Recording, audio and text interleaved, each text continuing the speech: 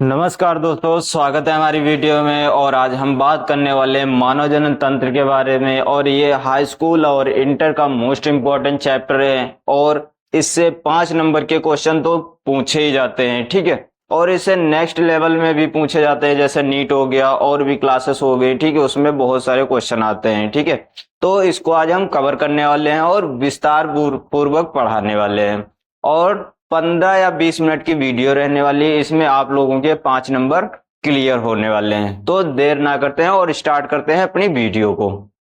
अगर हमें मानव जनन तंत्र पढ़ना है तो इससे पहले हमें ये डायग्राम समझना पड़ेगा। और ये डायग्राम अगर समझ में आ गया तो कुछ नंबर आपके क्लियर हो सकते हैं, ठीक है। तो बायोलॉजी का तो यही रूल होता है, पहले उसका डायग्राम समझो फिर आगे डिटेल से उसके बारे में पढ़ो। तो हम पहले आपको डायग्राम समझाने का प्रयास करते हैं, ठीक है। ये डायग्राम हमारा है, ठीक है।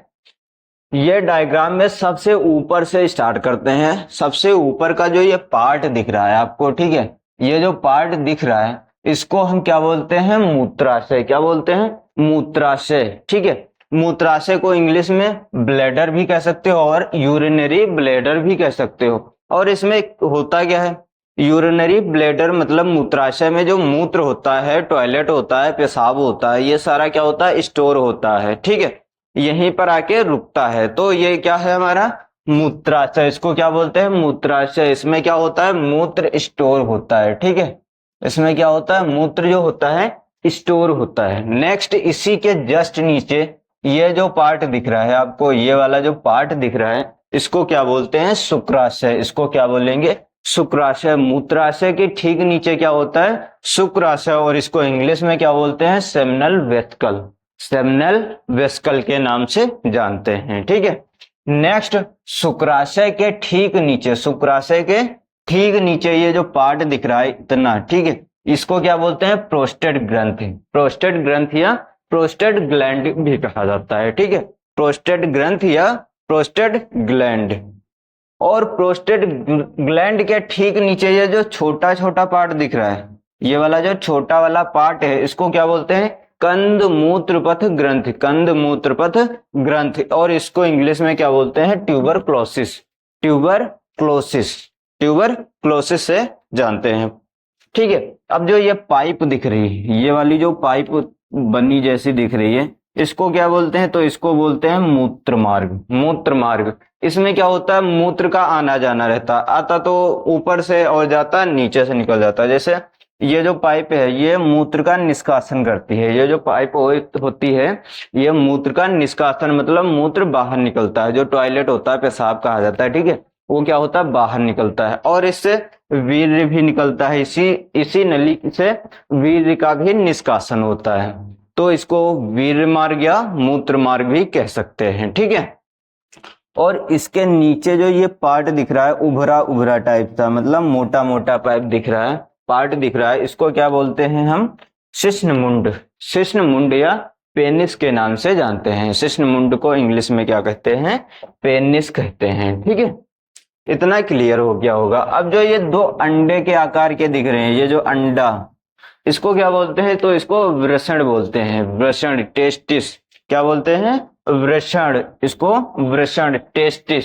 और जो टेस्टिस से ये वृषण से जो पाइप गई हुई है, ये जो पाइप गई है, तो इसको क्या बोलते हैं? सॉरी, इसको क्या बोलते हैं? शुक्रवाहक। Wash difference. शुक्रवाहक मतलब वॉश डिफरेंस इसको कहते हैं इंग्लिश में, ठीक है। और मूत्र मार्ग को क्या बोलते हैं? यूरेथ्रा। क्या बोलते हैं? यूरेथ्रा। इतना क्लियर हो गया होगा। अगर इसको बीच से काट के देखा जाए, मतलब फाड़ के देखा जाए, तो किस तरीके से दिखेगा? चलो इसके बारे में बात करते हैं, ठीक है। जो इसको फाड़ के बीच से देखा जाए तो कुछ इस तरीके से दिखने वाला है। कुछ इस तरीके से दिखने वाला है जो ये है पार्ट, ठीक है। यही समझा रहे थे। देखो यहाँ पर जैसे ये इतना पार्ट आपको क्या बताया कि मूत्राशय। मूत्राशय, इसमें क्या होता है? मूत्र जो होता है स्टोर होता है, ठीक है। तो ये वाला जो पार्ट इतना दिख रहा है, इसको बीच से काट देख के देखा जाए तो कुछ इस तरीके से दिखने वाला है, ठीक है। तो इसमें क्या होता है? मूत्र स्टोर होता है, रुकता है। और इसी के जस्ट नीचे ये जो ये दिख रहा है, ये क्या होता है? शुक्राशय। मूत्राशय के ठीक नीचे शुक्राशय, मूत्राशय के ठीक नीचे क्या होता है? शुक्राशय। और शुक्राशय के ठीक नीचे क्या होती है? प्रोस्टेट ग्लैंड, प्रोस्टेट ग्रंथि, ठीक है, प्रोस्टेट ग्रंथि, इसके ठीक नीचे प्रोस्टेट ग्रंथि। और जो ये जो छोटे छोटे पार्ट दिख रहे हैं इसको क्या बोलते हैं? कंद मूत्रपथ ग्रंथि, कंद मूत्रपथ ग्रंथि कहते हैं। और जो ये यहाँ पर पार्ट, ये जो पाइप बताया था ना, ये वाली जो पाइप दिख रही है अंदर, ये जो पाइप दिख रही है इसको क्या बोलते हैं? मूत्र मार्ग। क्या बोलते हैं? मूत्र मार्ग, मूत्र मार्ग, या और क्या बोल सकते हैं? वीर्य मार्ग। मूत्र मार्ग से क्या होता है? मूत्र भी निकलता है और वीर्य का भी निष्कासन होता है। इतना क्लियर हो गया। और जो ये उभरा उभरा पार्ट दिखाया था, ये वाला जो उभरा उभरा पार्ट है, ठीक है, इसको क्या बोलते हैं? शिश्नमुंड या पेनिस। क्या? शिश्नमुंड या पेनिस कहते हैं, ठीक है। और इसमें जो यहाँ पर जो ये टेस्टिस थे, ठीक है, यहाँ पर इसमें टेस्टिस बने नहीं, जैसे ये ऐसे टेस्टिस हैं, ठीक है, दोनों तरफ से ऐसे टेस्टिस थैलीनुमा भाग में होते हैं, दो होते हैं, एक जोड़ी, मतलब नर में टेस्टिस कितने होते हैं? एक जोड़ी पाए जाते हैं, ठीक है। तो ये जो हमारे हैं ये उभरे अंडे के आकार के, इसको क्या कहेंगे? टेस्टिस हो गया, मतलब वृषण। क्या? वृषण, ठीक है, इसको इंग्लिश में टेस्टिस कहते हैं, ठीक है। और ये जो पाइप होती है इसको क्या कहते हैं? शुक्रवाहक, शुक्रवाहक। इतना क्लियर हो गया होगा।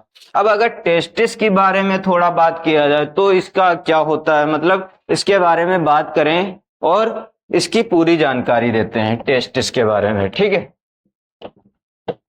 टेस्टिस किस में पाए जाते हैं और इनका आकार कितना होता है, ये सारा बात करते हैं। तो टेस्टिस नर में पाए जाते हैं, मतलब वृषण नर में पाए जाते हैं। और कितने पाए जाते हैं? एक जोड़ी, ठीक है।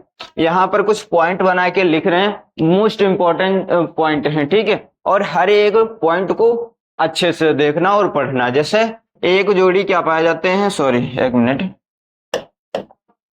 एक जोड़ी क्या पाए जाते हैं? एक जोड़ी, एक जोड़ी क्या पाए जाते हैं हमारे? वृषण। नर में वृषण कितने जोड़ी पाए जाते हैं? तो एक जोड़ी वृषण पाए जाते हैं। और एक जोड़ी क्या? सहायक नलिका, सहायक नलिका या नलिकाएं, ठीक है, सहायक नलिका या नलिकाएं, ठीक है। और अगर इसकी बात की जाए, वृषण की बात की जाए, आकार में जो बात की जाए, आकार, देखो ये फर्स्ट पॉइंट हो गया, ये सेकेंड पॉइंट हो गया। आकार में अगर बात की जाए तो कैसा होता है? अंडाकार, अंडाकार। कैसा होता है? अंडाकार। अगर इसकी लंबाई और चौड़ाई की बात की जाए, लंबाई और चौड़ाई, तो लंबाई इसकी कितनी होती है?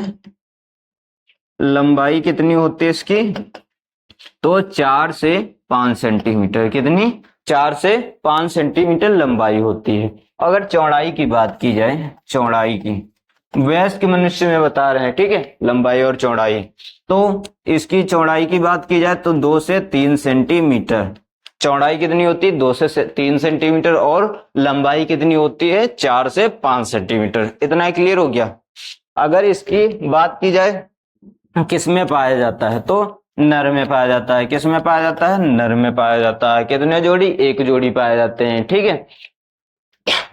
और ये चौथा पॉइंट अगर क्या बोला जाए, ये कैसे, मतलब किस चीज से ढका होता, तो एक सघन आवरण से ढका होता है। ये एक सघन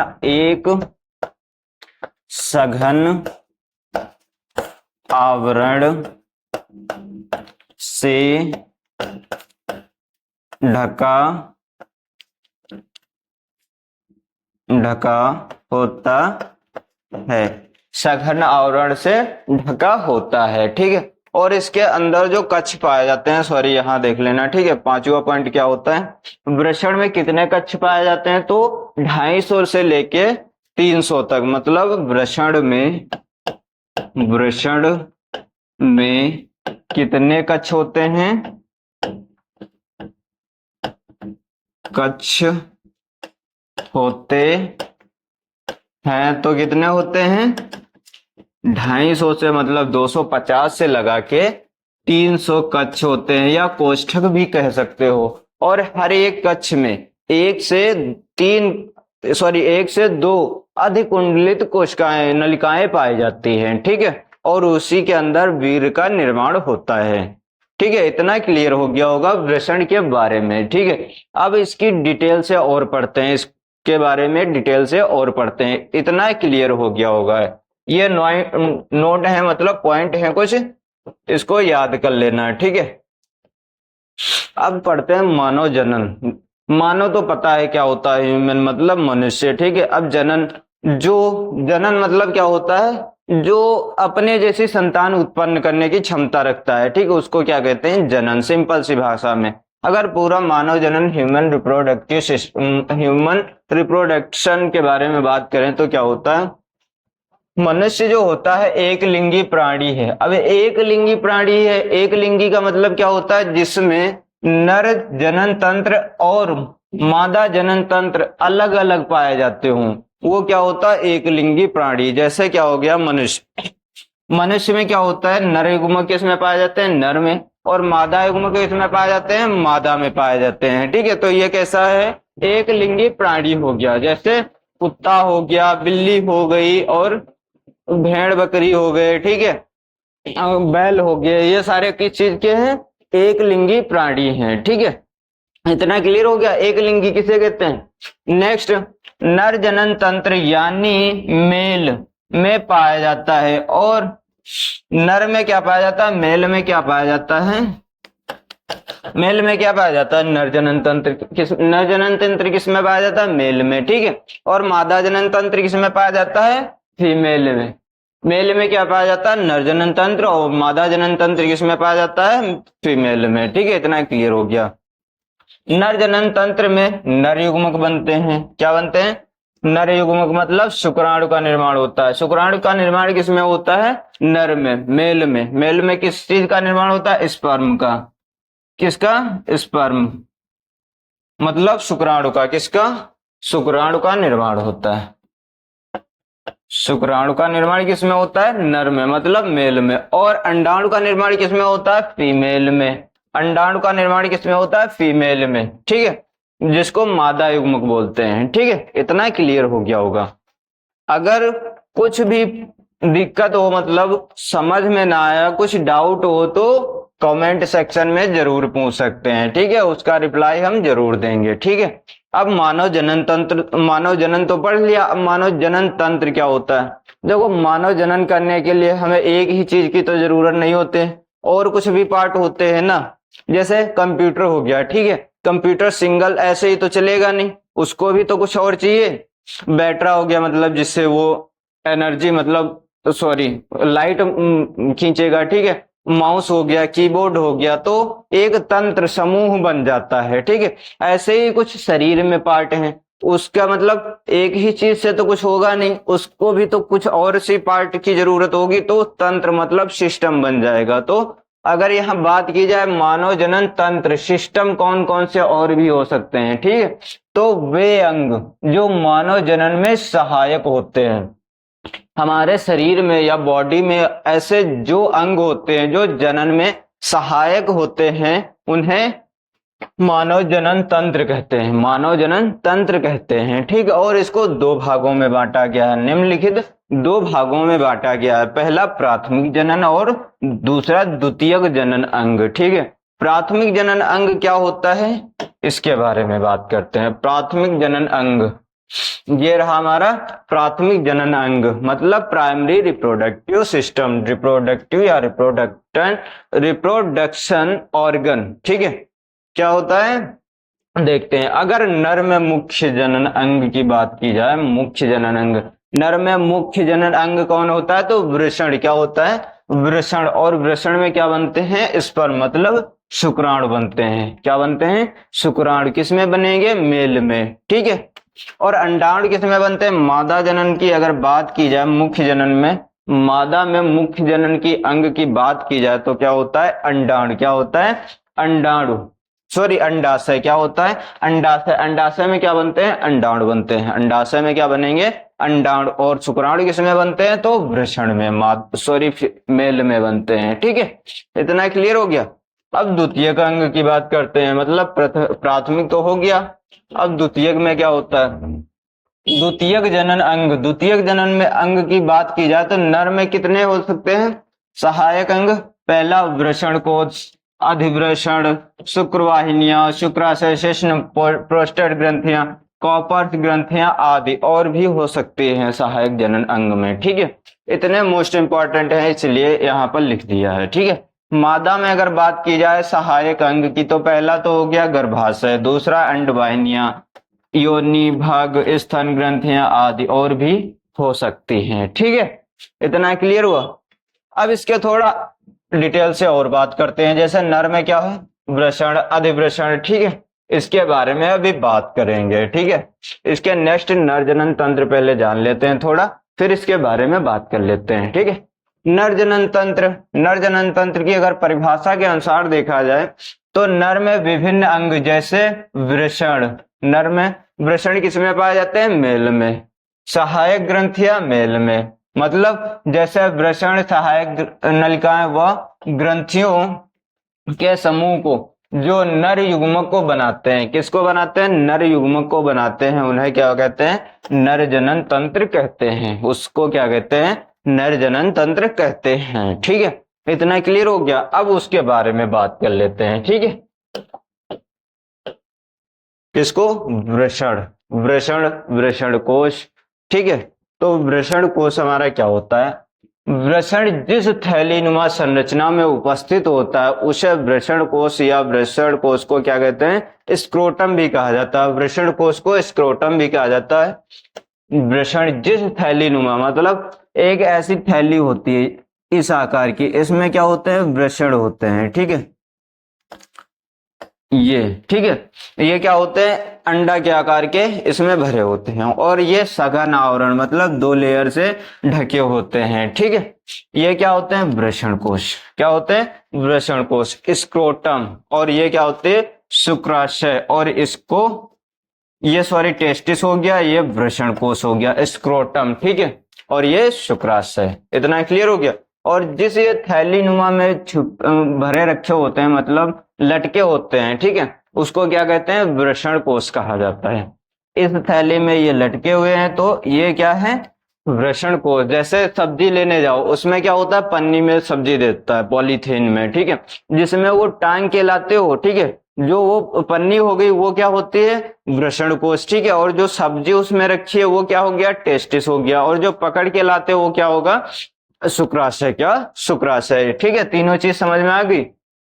ठीक है, नेक्स्ट इसके बारे में दूसरा, अगर ये बाहर की ओर क्यों होते हैं तो इनके बाहर की ओर क्यों होते हैं इनके बारे में बात करते हैं। जैसे हमारा शरीर का टेम्परेचर कितना होता है, 37 डिग्री सेल्सियस। कितना होता है, 37 डिग्री सेल्सियस। और इसको इसमें जो स्पर्म बनते हैं, शुक्राणु बनते हैं, उनको टेम्परेचर कितना चाहिए, तो 35 डिग्री सेल्सियस, मतलब शरीर से 2-3 डिग्री कम चाहिए। तो इसको ऊपर वाले ने क्या सोचा, इसको नीचे ही लटका दिया जाए। ठीक है, तो इनको नीचे लटका दिया गया है क्योंकि इसमें स्पर्म बनने की क्षमता बन सके, और अंदर होते तो ये इनका टेम्परेचर, ये शरीर का टेम्परेचर झेल नहीं पाते। ठीक है, तो स्पर्म बन नहीं पाते। ठीक है, तो इसलिए इसको नीचे लटकाया गया है। जैसे डेफिनेशन के अनुसार वृषण कोश उदर गुहा के बाहर इसलिए उपस्थित होते हैं जिससे वृषण का तापमान शरीर के तापमान से 2 से 3 डिग्री कम हो, 2 से 3 डिग्री कम हो।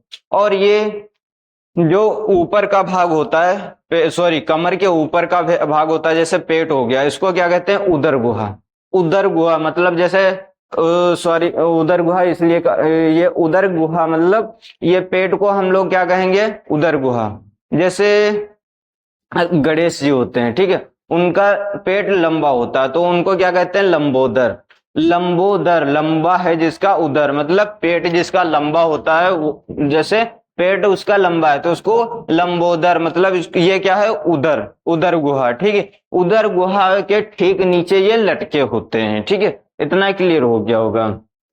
दूसरा क्या है, अधिवृषण। क्या होता है, अधिवृषण के बारे में बात करते हैं। अधिवृषण पुरुष जनन तंत्र की वह नलिका जो अंडकोश को, किसको, अंडकोश को शुक्रवाहिका वॉश डिफरेंस से जोड़ती है। इस जो वह शरीर में, जो पुरुष में जो शरीर में वह नलिका जो अंडकोश को शुक्रवाहिका से जोड़ती है या जोड़ने का कार्य करती है, जो जुड़ी होती है उसको क्या कहते हैं, अधिवृषण कहते हैं। और इसकी लंबाई कितनी होती है, 6 से 7 सेंटीमीटर होती है। कितनी होती है, 6 से 7 सेंटीमीटर होती है। ठीक है, इतना क्लियर हो गया होगा।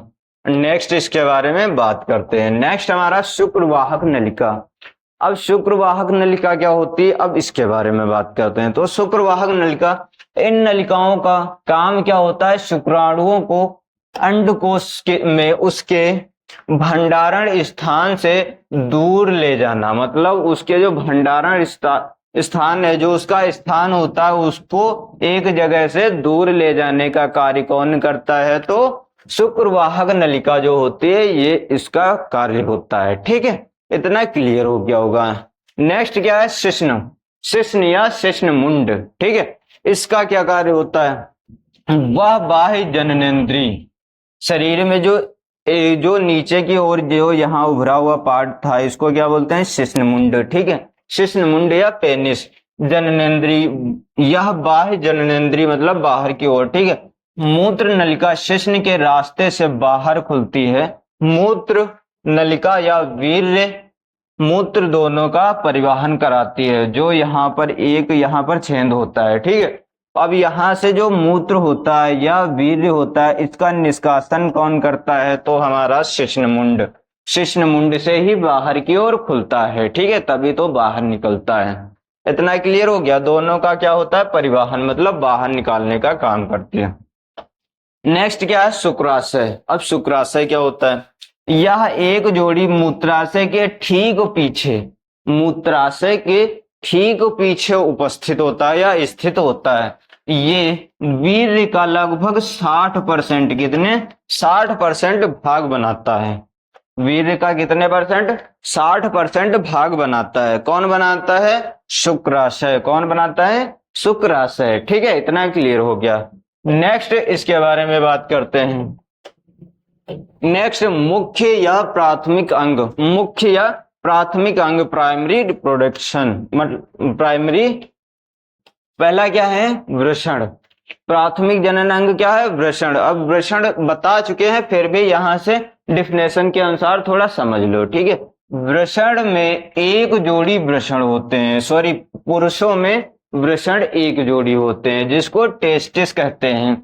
और ये कहाँ होते हैं, उदर गुहा से बाहर थैली नुमा संरचना में पाए जाते हैं, जिसे वृषण कोश मतलब स्क्रोटम, जो नीचे वाली जो थैली होती है, जिसको बताया था सघन आवरण से ढके होते हैं, उसको क्या कहते हैं, ये वृषण कोश। जिस थैली में वो लटके होते हैं, जैसे ये थैली है, ये वाली थैली है, और इसमें क्या है, वृषण टेस्टिस रखे हैं, तो ये थैली क्या है हमारी, इसको क्या बोलते हैं, वृषण कोश यानी स्क्रोटम कहते हैं। ठीक है, वृषण एक अंडाकार, कैसे होते हैं, इसका आकार कैसा होता है, अंडाकार। और इसकी लंबाई की बात की जाए तो 4 से 5 सेंटीमीटर लंबा, और चौड़ाई की बात की जाए तो 2 से 3 सेंटीमीटर चौड़ा होता है। यह बाहर की ओर, बाहर से झिल्लियों से घिरा होता है, झिल्लियों से घिरा होता है। ठीक है, मतलब 2 लेयर से घिरा होता है। ठीक है, जो चमड़ी होती है 2 लेयर से घिरा होता है, जो अंदर की चमड़ी या झिल्ली। ठीक है, वृषण के अंदर अनावर्ती होकर 250 से 300 कोष्ठक या कक्ष का निर्माण करती है, जिसे वृषण पालियां भी कहते हैं, जिसे वृषण पालियां कहते हैं। इतना ही क्लियर हो गया होगा। नेक्स्ट बात करते हैं इसका शुक्र जनन नलिका की आंतरिक संरचना। शुक्र जनन की आंतरिक संरचना के बारे में अगर बात की जाए तो वृषण के अंदर शुक्र जनन नलिका होती है। शुक्र जनन नलिका कहाँ होते हैं, वृषण के अंदर। और वृषण किस में पाए जाते हैं, मेल में पाए जाते हैं। ठीक है, इसके भीतर 3 प्रकार की कोशिकाएं उपस्थित होती हैं। कितने, 3 प्रकार की कोशिकाएं उपस्थित होती हैं, किसके अंदर, वृषण के अंदर। तो पहली कोशिका क्या होती है, शुक्राणु जनन कोशिका। क्या होती है, शुक्राणु जनन कोशिका। नेक्स्ट क्या होती है, सर्टोली कोशिका। तीसरी क्या होती है, अंतराली कोशिका। तीसरी क्या होती है, अंतराली कोशिका। अब इन तीनों कोशिकाओं को डिटेल में पढ़ते हैं। ठीक है, तीनों कोशिकाओं को डिटेल में पढ़ते हैं। तो पहले क्या है, शुक्र जनन कोशिका। तो शुक्र जनन कोशिका क्या होती है? यह नर जननी कोशिका है, मतलब नर में पाई जाने वाली, मेल में पाई जाने वाली यह एक प्रकार की कोशिका है जो अर्धसूत्री विभाजन द्वारा शुक्राणु का निर्माण करती है। अर्धसूत्री विभाजन क्या होता है ये नेक्स्ट वीडियो में किसी दिन बताएंगे, ठीक है। इसका बहुत बड़ा चैप्टर होता है, रोल होता है, ठीक है। अर्धसूत्री विभाजन कैसे होता है नर युग्मक में, ठीक है। नेक्स्ट क्या है? सर्टोली कोशिकाएं। नेक्स्ट क्या है? सर्टोली कोशिकाएं। यह एक पिरामिड के आकार की होती है कोशिकाएं। कैसे होती हैं? पिरामिड के आकार की कोशिका होती है जो क्या करती है? नर में हुए नर युग्मक कोशिका को पोषण प्रदान करती है। नर युग्मक में क्या होते हैं? नर युग्मक में क्या बनते हैं? शुक्राणु बनते हैं, ठीक है। और उसको पोषण कौन प्रदान करता है? सर्टोली कोशिका। कौन प्रदान करता है? सर्टोली कोशिका प्रदान करती है, ठीक है। इतना क्लियर हो गया। इसका तीसरा पार्ट क्या होता है? तीसरे पार्ट की बात करते हैं, अंतराली कोशिका। इसको लीडिंग कोशिका के भी नाम से जाना जाता है। लीडिंग कोशिका मतलब इसको अंतराली कोशिका का इंग्लिश में क्या नाम है? लीडिंग कोशिका, ठीक है। वृषणपाली में शुक्र जनन नलिकाओं के चारों ओर क्या होता है? अंतराली कोशिकाओं का अवकाश होता है। अंतराली कोशिकाओं का अवकाश होता है जिसमें कहीं कहीं छोटी छोटी रक्त वाहिकाएं लीडिंग कोशिकाएं मतलब अंतराली कोशिकाएं होती हैं। इसे ही अंतराली कोशिकाएं भी कहा जाता है। इसको अंतराली कोशिकाएं भी कहा जाता है। और ये क्या करते हैं? टेस्टोस्टेरोन का स्त्रवण करती हैं, स्त्रवण छोड़ती हैं, ठीक है। कौन छोड़ता है? अंतराली कोशिकाएं, ठीक है। इतना क्लियर हो गया। नेक्स्ट पार्ट क्या है? तो हमारा सहायक ग्रंथियां क्या है? सहायक ग्रंथियां। अब सहायक ग्रंथियां कितनी होती हैं? 3 प्रकार के होते हैं। पहले क्या होते हैं? प्रोस्टेट ग्रंथ मतलब प्रोस्टेट ग्रंथ, कॉपर्स ग्रंथ और टेस्टेस्ट्रॉन। ये तीसरा वाला पार्ट बहुत महत्वपूर्ण है, ये जरूर देखना, ठीक है। टेस्टेस्ट्रॉन का कार्य क्या होता है? पहला समझते हैं प्रोस्टेट ग्लैंड। प्रोस्टेट ग्रंथ यह एक सघन ग्रंथि है। सघन और विरल जानते होंगे, ठीक है। सघन मतलब जिसमें पास अणु होते हैं, ठीक है, वो क्या होता है? सघन। और विरल मतलब जिसमें दूर दूर आवरण होते हैं, ठीक है, तो वो विरल। सघन आवरण से ये ढका होता है, मतलब ग्रंथ यह एक सघन ग्रंथ है। सघन ग्रंथ है जो मूत्र नलिका के आधार के चारों ओर होती है। मूत्र नलिका जो होती है उसके चारों ओर क्या होती है? प्रोस्टेट ग्रंथि। यह वीर्य का 20 से 25% भाग बनाती है। कौन बनाता है? तो प्रोस्टेट ग्रंथि। प्रोस्टेट ग्रंथि क्या करते हैं? 20 से 25% वीर्य का भाग बनाती है। नेक्स्ट क्या है? कॉपर्स ग्रंथि। यह एक जोड़ी उपस्थित होती है। वृषण में कितने? एक जोड़ी उपस्थित होती है। इसका स्त्रवण शिश्न के स्नेहन का कार्य करना होता है। शिश्न का जो स्त्रवण होता है मतलब निष्कासन करने का कार्य, स्नेहन करने का कार्य होता है, ठीक है। अब टेस्टोस्टेरोन की बात करते हैं। यह एक नर युग्मक हार्मोन है, मतलब नर में पाया जाने वाला हार्मोन है जो अंतराली कोशिकाओं से स्रावित होता है। यह नर अंगों के विकास व शुक्राणुओं में सहायक होता है।